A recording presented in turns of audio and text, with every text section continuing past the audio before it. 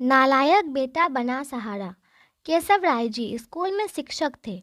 उनके 3 बेटे और एक बेटी थी। बड़ा इंजीनियर और मझला डॉक्टर था।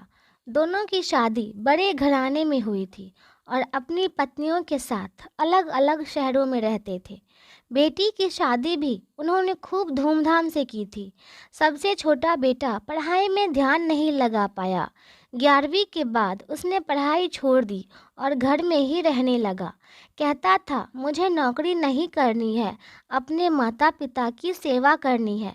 इसी बात पर मास्टर साहब उससे बहुत नाराज़ रहते थे। उन्होंने उसका नाम ही नालायक रख दिया। दोनों बड़े भाई पिता के आज्ञाकारी थे, पर वह गलत बात पर उनसे भी बहस कर बैठता। इसीलिए केशव जी ने उसे पसंद नहीं करते थे। जब केशव जी रिटायर हुए तो जमा पूंजी कुछ भी नहीं थी। सारी बचत दोनों बच्चों की उच्च शिक्षा और बेटी की शादी में खर्च हो गई थी। शहर में एक घर, थोड़ी जमीन और गांव में थोड़ी सी जमीन थी। घर का खर्च उनकी पेंशन से चल रहा था। केशव जी को जब लगा कि छोटा सुधरने वाला नहीं है तो उन्होंने बंटवारा कर दिया और उसके हिस्से की जमीन उसे देकर उसे गांव में ही रहने भेज दिया।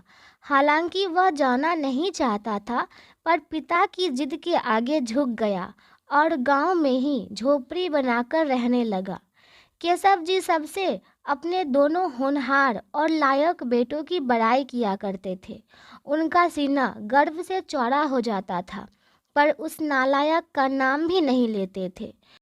2 दिन पहले दोनों पति पत्नी का एक्सीडेंट हो गया था।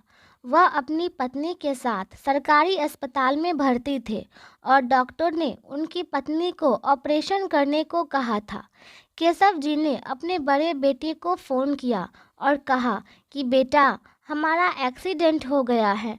मुझे तो ज़्यादा चोट नहीं आई, लेकिन तेरी माँ की हालत गंभीर है। कुछ पैसों की ज़रूरत है और तेरी माँ को खून भी देना है। पापा, मैं बहुत व्यस्त हूँ, आजकल मेरा आना नहीं हो सकेगा। मुझे विदेश में नौकरी का पैकेज मिला है, तो उसी की तैयारी कर रहा हूँ। आपका भी तो यही सपना था ना, इसीलिए हाथ भी तंग चल रहा है। पैसे की व्यवस्था कर लीजिए, मैं बाद में दे दूँगा। उनके बड़े इंजीनियर बेटे ने जवाब दिया। उन्होंने अपने दूसरे डॉक्टर बेटे को फ़ोन किया तो उसने भी आने से मना कर दिया। उसे अपनी ससुराल में शादी में जाना था। उन्होंने मायूसी से फ़ोन रख दिया। अब उस नालायक को फ़ोन करके क्या फ़ायदा? जब ये 2 लायक बेटे कुछ नहीं कर रहे हैं तो नालायक क्या कर लेगा? उन्होंने सोचा और बोझिल कदमों से अस्पताल में पत्नी के पास पहुँचे और कुर्सी पर ढेर हो गए। पुरानी बातें याद आने लगी। पापा पापा सुनकर पीछे मुड़कर देखा तो सामने वही नालायक खड़ा था। उन्होंने गुस्से से मुंह फेर लिया, पर उसने पापा के पैर छुए और रोते हुए बोला, पापा, आपने इस नालायक को क्यों नहीं बताया? पर मैंने भी आप लोगों पर जासूस छोड़ रखे हैं। खबर मिलते ही भाग आया हूँ। पापा के विरोध के बावजूद उसने उनको एक बड़े अस्पताल में भर्ती कराया, माँ का ऑपरेशन कराया और अपना खून दिया।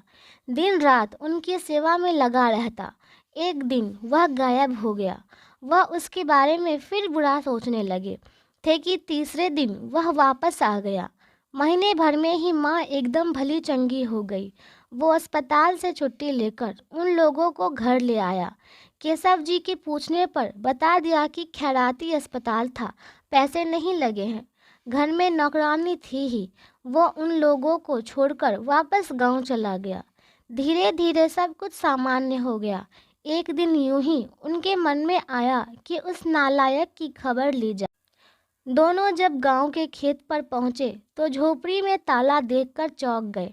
उनके खेत में काम कर रहे आदमी से पूछा तो उसने कहा, अब ये सब खेत मेरे हैं क्या? पर ये खेत तो।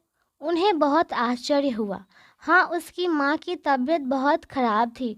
उसके पास पैसे नहीं थे तो उसने सारे खेत बेच दिए। वह रोजी रोटी की तलाश में दूसरे शहर चला गया है। बस ये झोपड़ी उसके पास रह गई है, ये रही उसकी चाबी, उस आदमी ने कहा। वह झोपड़ी में दाखिल हुए तो बरबस उस नालायक की याद आ गई। टेबल पर पड़ा लिफाफा खोलकर देखा तो उसमें रखा अस्पताल का 9 लाख का बिल उनको मुंह चिढ़ाने लगा। उन्होंने अपनी पत्नी से कहा, जानकी, तुम्हारा बेटा नालायक तो था ही, पर झूठा भी निकला। अचानक उनकी आंखों से आंसू गिरने लगे और वो जोर से चिल्लाए, तू कहाँ चला गया नालायक? अपने पापा को छोड़कर एक बार वापस आ जा, फिर मैं तुझे कहीं नहीं जाने दूंगा। उनकी पत्नी के आंसू भी बहे जा रहे थे और केशव जी को इंतज़ार था अपने नालायक बेटे को अपने गले से लगाने का। सचमुच बहुत नालायक था वो। आपकी इस वीडियो के बारे में क्या राय है, प्लीज़ हमें कमेंट में अवश्य बताएं। वीडियो अच्छी लगी हो तो लाइक और शेयर ज़रूर करें। चैनल पर नए हैं तो चैनल को सब्सक्राइब ज़रूर करें। धन्यवाद।